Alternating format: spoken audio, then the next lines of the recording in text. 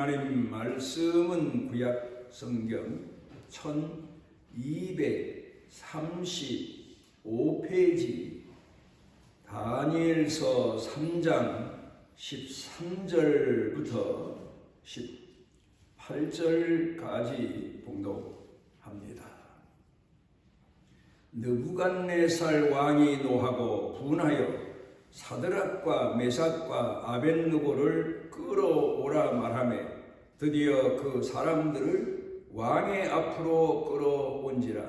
느부갓네살이 그들에게 물어 이르되 사드락 메삭 아벳느고야, 너희가 내 신을 섬기지 아니하며 내가 세운 금 신상에게 절하지 아니한다 하니 사실이냐?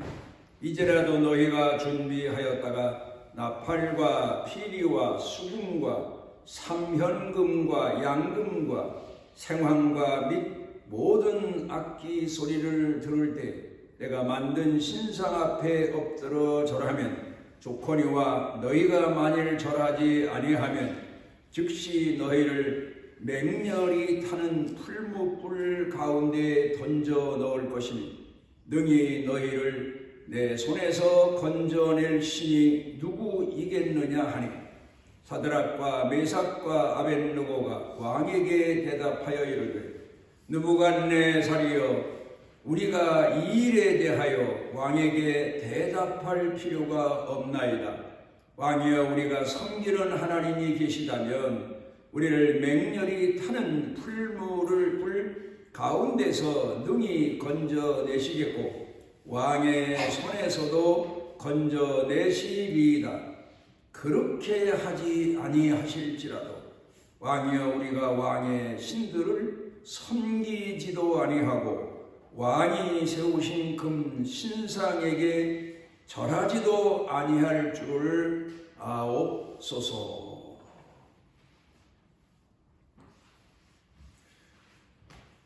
어느 시대를 막론하고 사람들은 권세자에 대해서 주목하게 되고 부자들에 대해서 주목하게 되고 유명하다는 사람에 대해서 주목하게 마련입니다.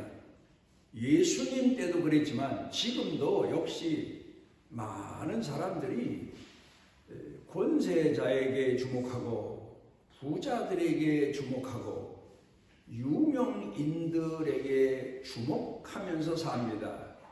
그것은 그 사람들이 부러워서 또 나도 그 사람들처럼 되었으면 하는 그런 인간 깊숙이 숨겨진 아마도 소원이거나 야망에서일 거라고 생각이 됩니다. 그런데 예수님께서 제자들을 모시고 예수님을 따라다니는 사람들을 향해서 말씀하시기를 그들을 닮지 말아라, 그렇게 말씀을 하셨습니다.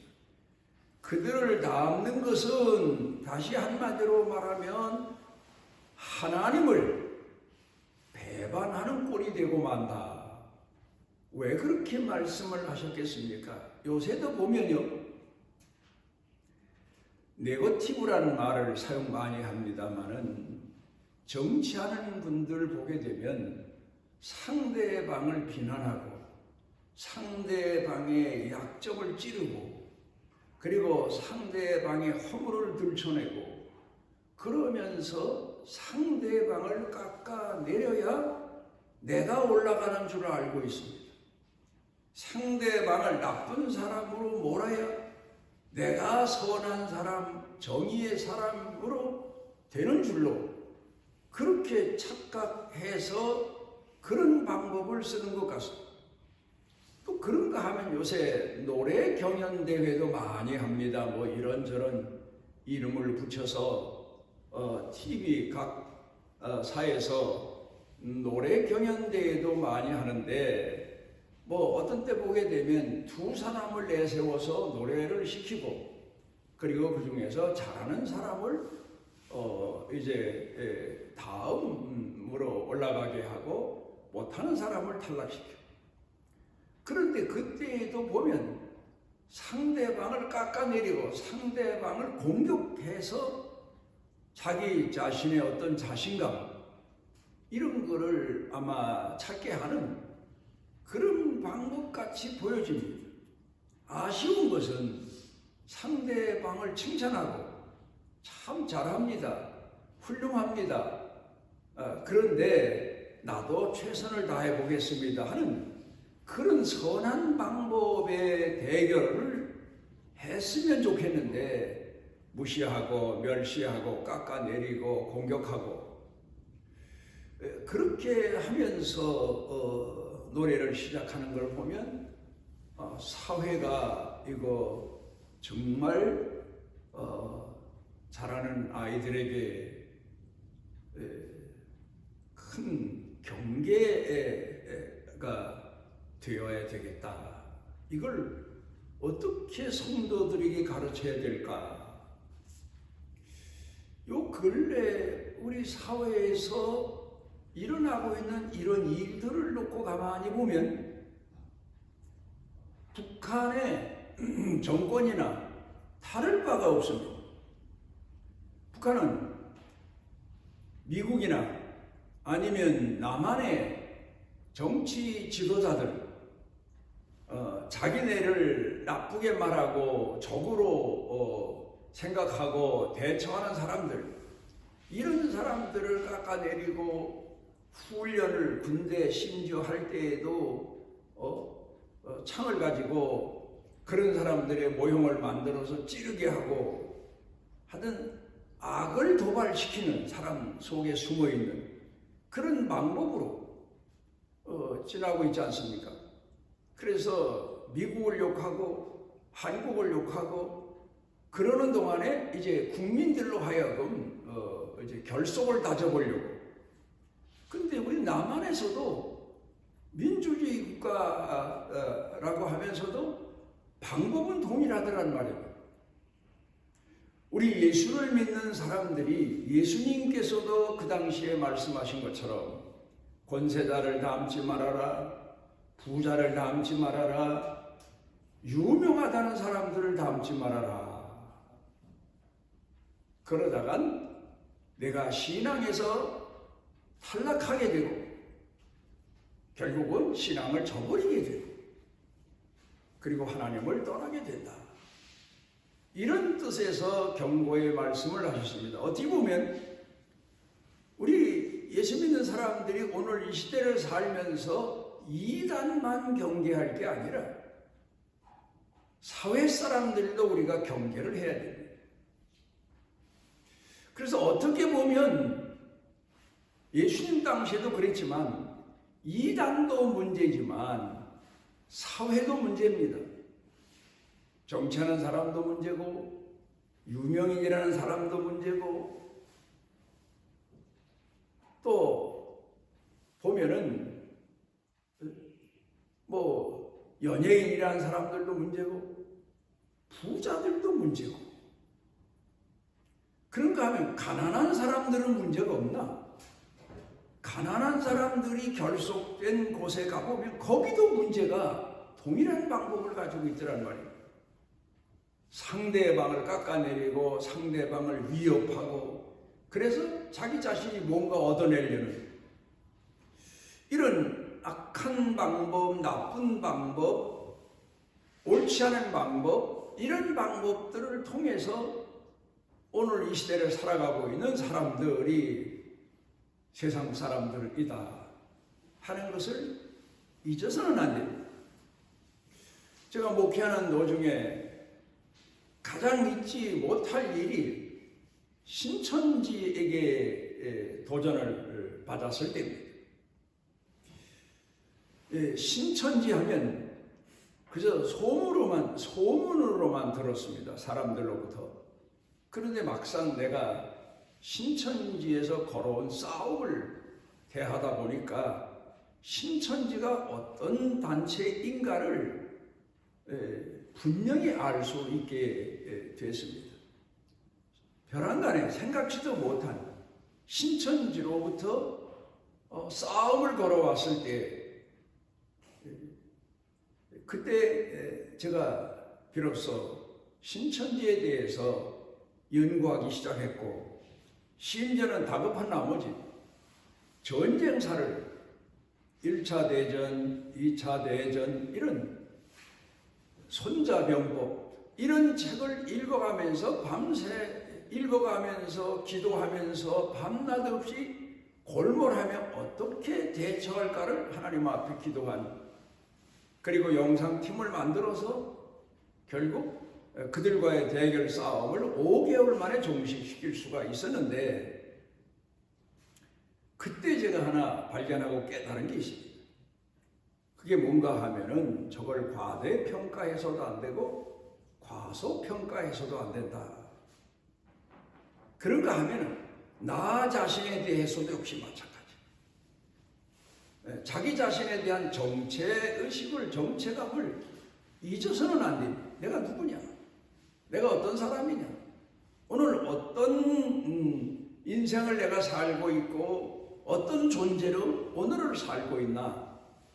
분명하게 알고 사는 것, 이게 바로 우리 그리스도인들이 늘 깨어있는 자세다 하는 걸 배우게 됐습니다. 탈무드에 보게 되면 이런 얘기가 있습니다. 사단의 3단계 유혹이다 있다. 이 사단의 유혹과 시험은 이 세상 태어날 때부터, 예수님이 세상 태어나셨을 때부터 있었지 않습니까? 예수님이 십자가에 못 박혀 돌아가실 때까지 있었습니다. 그 후에도 계속됩니다. 그러니까 우리 예수 믿는 사람들도 잊지 말아야 될 것은, 내가 이 세상 사는 동안에는 사단의 유혹과 시험이 끊임없이 계속된다. 잊어서는 안 됩니다. 그런데 제가 목회하면서 많은 분들을 지켜봤는데,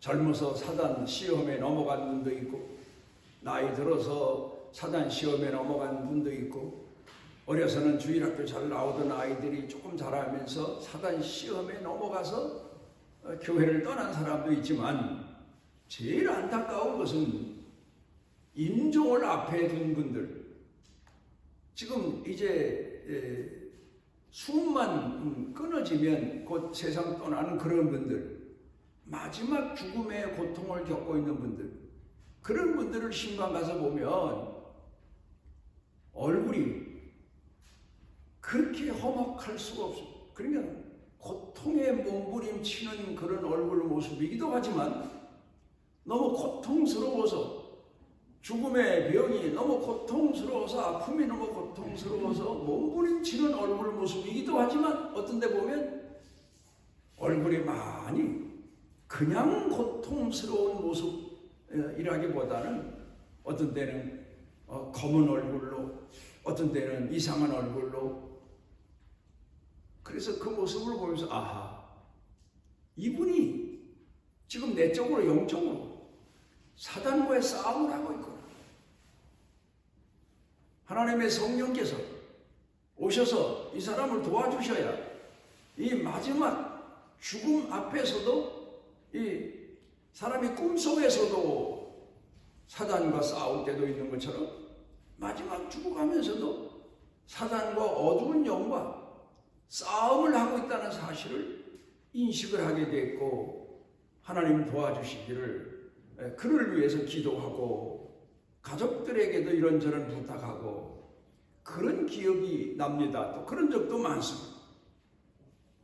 여하튼 사단은 시험을 끊임없이 하고 있는데, 사단의 시험이 무슨 전쟁처럼 대포를 쓰고 총을 쏘고 미사일을 쏘고 현대 전쟁처럼 그렇게 오는 전쟁이 아니에요. 사단은 간교한 자라, 친구로 오고, 에덴 동산에서 그렇잖아요. 아담과 하와의 친구로 다가온 자가 뱀이에요.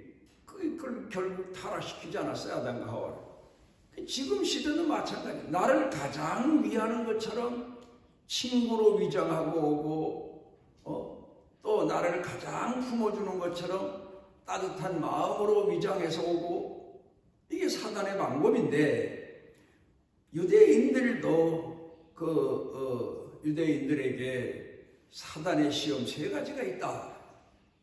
예수님께서도 물론 시험을 세 가지로 받으셨습니다마는 그 가르치는 교훈이 있습니다. 먼저는 한 번만 내 말을 들어봐라. 한 번이다. 너 지금까지 진실하게 살지 않았느냐? 다 한 번만 내 말 들어봐라. 사단이 그렇게 시험한다는 거야. 많이 들으라는 게 아니다. 평생 들으라는 게 아니다. 요번 한 번만. 그래서 마음이 약해져서 넘어가는 경우가 있다는 거예요. 그 다음에는 또 세상 사람들 다 너처럼 안 살아. 다 그렇게 사는데 너도 그렇게 살면 되는 거지. 너는 별스러운 사람이냐? 그 다음에 세 번째로는 잘 생각해봐라.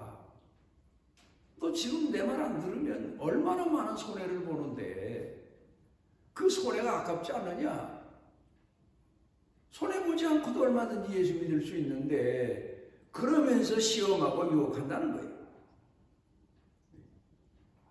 오늘 역시 사단은 우리 예수 믿는 사람들을 백방으로 경제적으로, 어떤 때는 권력으로, 어떤 때는 명예로, 어떤 때는 세상의 것으로 별별 방법을 통해서 우리를 시험하고 있습니다. 그 시험을 뿌리칠 수 있는 방법, 오늘 성경 본문으로 돌아가서 보게 되면 하나님 말씀대로 사는 겁니다. 말씀만 믿는 겁니다. 말씀에 거슬리는 말은 절대로 믿지 않는 겁니다. 이해가 안 가도 말씀대로 사는 겁니다. 이해가 안 가는 이해가 안 가더라도 하나님을 믿는 믿음으로 그대로 따르고 순종하는 겁니다. 그래서 우리 성도들은 오직 하나님의 말씀이 진리고 진실이고 생명이고 그게 바른 길이에요. 그런 믿음으로 오늘을 살아가야 많은 시험이 있어요. 그럴 때 죽음에 대한 시험도 있어요. 본문처럼 위험의 시험도 있어요. 그렇지만 그 말씀대로 사는 것이 최상의 방법이고 그리고 신앙의 길이고 신앙인의 자세다 하는 걸 가르쳐 줍니다. 논어에 보게 되면 공자의 제자 자로라고 하는 분이 자기 선생님에게 질문을 합니다. 군자에게 용기가 필요합니까? 군자는 용기를 숭상합니까? 뭐 그런 질문입니다. 그러자 선생님인 공자님이 그 제자 자로에게 군자에게 용기가 있어도 정의가 없으면 횡포가 되고, 오늘로 말하면 또 소인에게도 용기가 필요한데 용기가 있지만 정의가 없으면 도둑이 되고 강도가 되고 역시 난독자가 된다. 이제 그런 의미로 가르쳐 교훈하고 있습니다. 그러니까 군자든지 소자든지 아니면 대인이든지 소인이든지 사람은 용기를 가지고 살 필요가 있지만 그러나 분명한 것은 신실함을, 진실함을 버려서는 안 된다. 예의를, 지금으로 말하면 질서를, 우리로 말하면 신앙을 버려서는 안 된다. 우리 그리스도인들이 사회생활하면서 참 도전과 용기를 계속할 때가 많아요. 그런데 그럴 때에도 오직 하나님 말씀이 기준이고 하나님 말씀대로 우리가 용기도 내고 도전도 하고 그러며 살아야지 말씀을 벗어난 용기와 도전, 열정, 이건 결국 하나님 영광을 가리우고 신앙의 길에서 우리를 탈선시키는 그런 시험이 되고 많은 경우가 참 많습니다. 심리학자 스캇팩이라고 하는 분이 사람은 항상 갈래길에서의 선택이다, 그런 의미에서 이야기를 합니다. 한 길로만 가는 게 아니라 가다 보면 길이 많아요. 그런데 중요한 건 두 길로 갈라진다는 거예요. 그게 바로 뭔가 하면은 먼저는 책임과 복종 사이다. 사람이 무슨 일을 맡았을 때 책임을 다하는 마음을 가지고 살 거냐, 아니면 맡았으니까 두려워서 무서워서 억지로 마지못해 복종하는 마음으로 살 거냐. 맡은 자에 구할 것은 충성이라고 사도 바울이 말했습니다마는 우리가 여기서 중요한 것을 배워야 됩니다. 내게 맡기셨다. 은혜 중에 은혜입니다. 하나님이 맡기셨다. 하나님이 주신 인생을 사는 거다. 우리는 사명자의 자세를 목사만 갖는 게 아니에요. 목회자만 갖는 게 아니에요. 선교사만 갖는 게 아니에요. 모든 성도들은 다 부르심을 받은 자입니다. 부르심을 받은 사람은 다 맡김을 받은 사람들입니다. 부르셔서 맡기시는 분이 하나님이십니다. 그러니까 우리는 부르신 은혜의 그 마음을 가지고 우리가 하나님 앞에 사랑하는 마음으로 충성하는 것, 거기에 우리의 마음의 자유가 있고 영혼의 자유가 있고 평안이 있는 겁니다. 억지로 마지못해서 부르셨으니까 믿음 없는 사람이에요. 은혜를 은혜로 갚지 않는 사람이에요. 우리 신앙생활이 뭡니까? 은혜를 은혜로 갚는 거예요. 은혜 입은 자가 은혜에 응답하는 겁니다. 사랑 입은 자가 사랑에 응답하는 겁니다. 저는 그간에 이런 걸 또 하나 발견합니다. 세상에서 가장 행복한 게 뭐냐? 응답이구나 하는 것을 생각해 보게 됐습니다. 예를 들어 누가 기르는 강아지, 고양이가 있어도 우리가 요 근간에는 집집마다 가보면 애완동물 거의 한두 마리씩 키우고 있습니다. 옛날과는 달리. 옛날에 밖에서 키우는데 지금은 방 안에서 키웁니다. 같이 지내고. 그런데 그 특징이 뭐냐? 응답할 줄 아는 거예요. 주인에게 응답할 줄 아는 거예요. 살해할 줄 아는 거예요. 그러니까 그 많은 사랑을 받고 사는 거예요. 사람이 살아가면서 제일 마음 아플 때가 어느 때입니까? 제일 마음이 고통스러울 때가 어느 때입니까? 내가 사랑을 주는데 응답질 않는 거예요. 은혜를 베푸는데 응답이 없어요. 이게 제일 사람에게 있어서는 힘든 고통이고 아픔이죠. 응답한다는 것, 그걸 생각하면서 아하, 하나님 은혜에 응답하고 사는 것, 찬양하고 사는 것, 감사하고 사는 것, 은혜 받았으니 은혜를 응답하고 은혜를 다니면서 베풀고, 너무 많은 은혜를 입었으니까 이 은혜를 남에게도 베푸는 겁니다. 너무 많은 사랑을 받았으니까 이 사랑이 넘쳐나서 남에게도 베푸는 겁니다. 이게 신앙이에요. 신앙인의 자세예요. 생활이에요. 인생입니다. 우리는 하나님 앞에 부름받은 사람입니다. 그 말의 또 하나의 의미는 책임을 맡은 사람입니다. 각자가 달란트대로 책임이 있어요. 사명이 있어요. 그걸 우리는 억지로 하는 게 아니에요. 율법적으로 하는 게 아니에요. 두려워서 하는 게 아니에요. 우리는 하나님께서 내게 베푸신 은혜를 은혜로 응답하는 겁니다. 사랑을 사랑으로 응답하는 겁니다. 그게 바로 가장 중요한 신앙의 길입니다.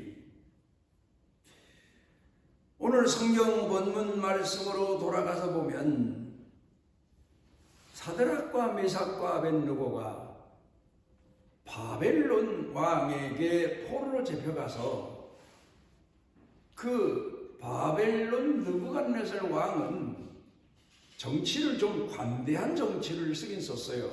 물론 나라를 정복해서 그곳에서 똑똑한 인재들을 포로로 데려오긴 하지만 그들을 등용시켜서 자기 정치를 세상에 알리고 그리고 자기 정치 세력을 넓히는 데 사용을 했습니다. 사드락과 메삭과 아벳느고, 오늘 성경 본문이 다니엘서입니다만 다니엘도 역시 유대인 젊은 청년들 중에서는 똑똑하고 지식이 많고 지혜도 있는 사람들이기 때문에 느부갓네살 왕이 등용을 해서 그 나름대로 권세를 주어서 살게 했는데 자기 자신이 만든 신상에 절하지 않는다는 겁니다. 그래서 왕이 노발대발해서 이 세 사람을 끌어다가 문책을 하는 겁니다. 이제라도 너희가 내 말에 따르고 순응하면 다시 너희가 지금까지 가지고 있는 집을 그대로 유지할 것이고 돌아가서 내 맡은 지위에서 살아갈 수 있고, 그렇지 않으면 풀무불에 7배나 뜨거운 풀무불에 집어넣어서 너희를 태워 죽이리라.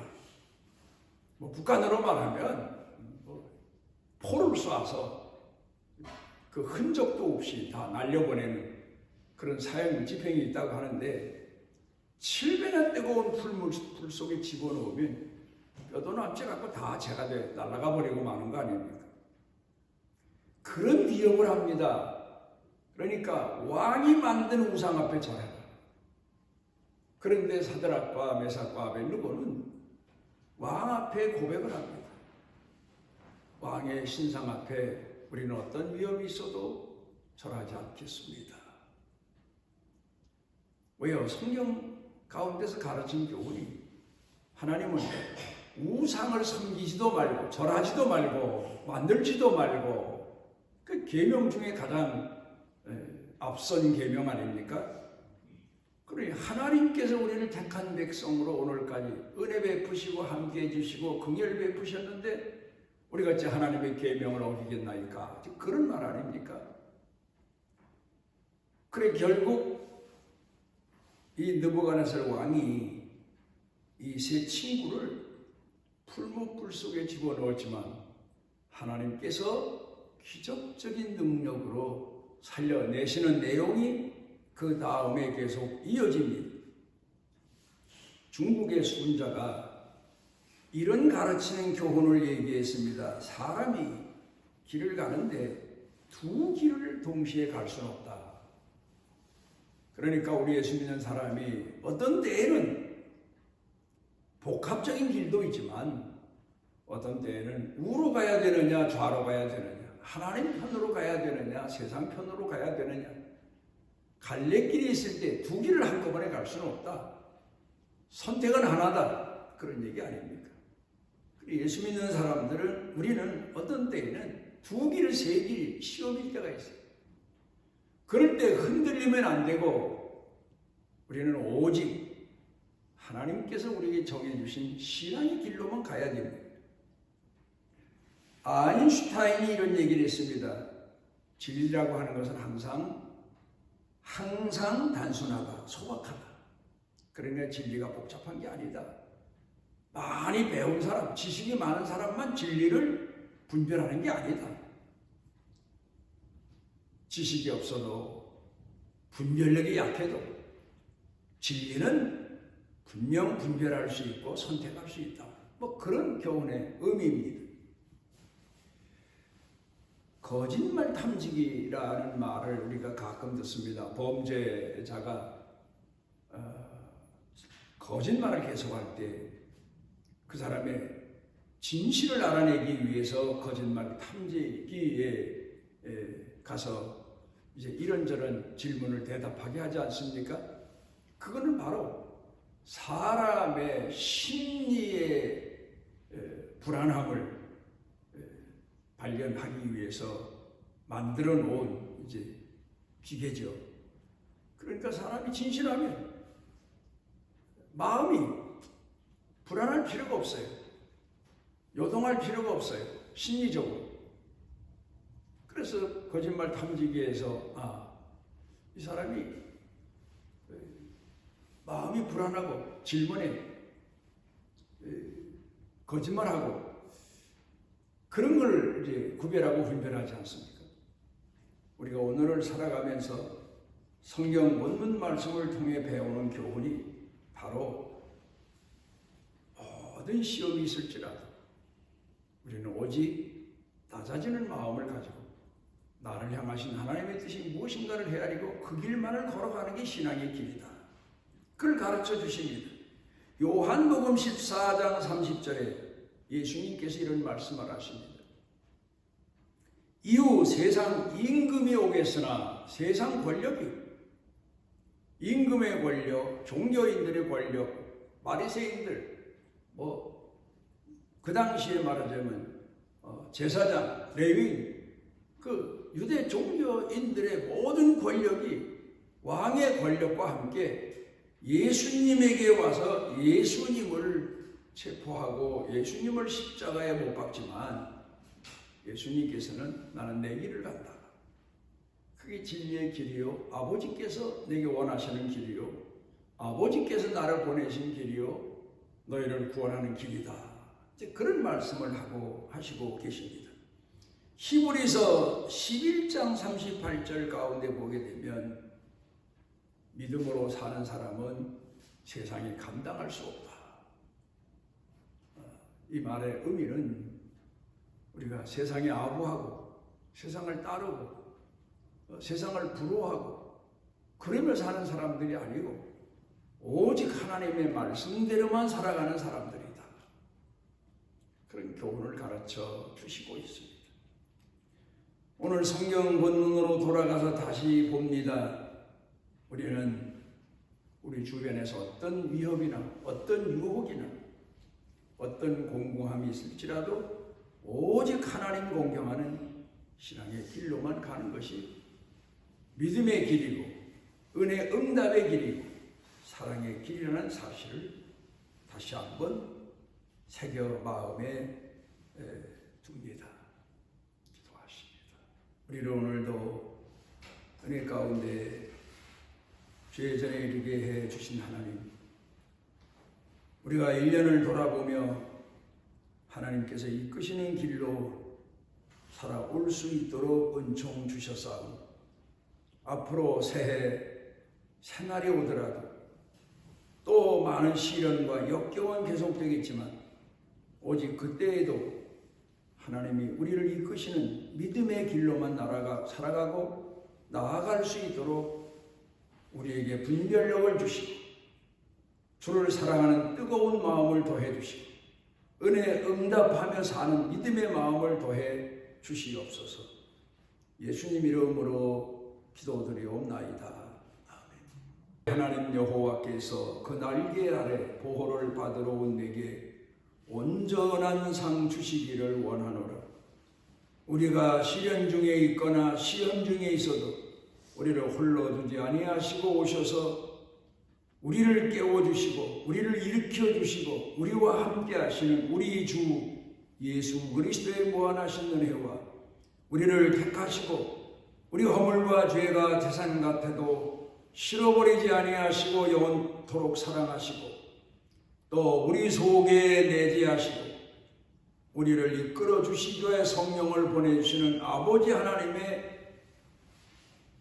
영원하신 사랑과 우리 속에 우리와 동행하시는 성령님의 능력의 은총이 사랑하는 자녀들 생각과 마음과 육신과 영과 사는 생활과 가족과 일터와 경영 온 교회 중에 넘치고 넘치도록 함께 하시기를 축원하옵나이다.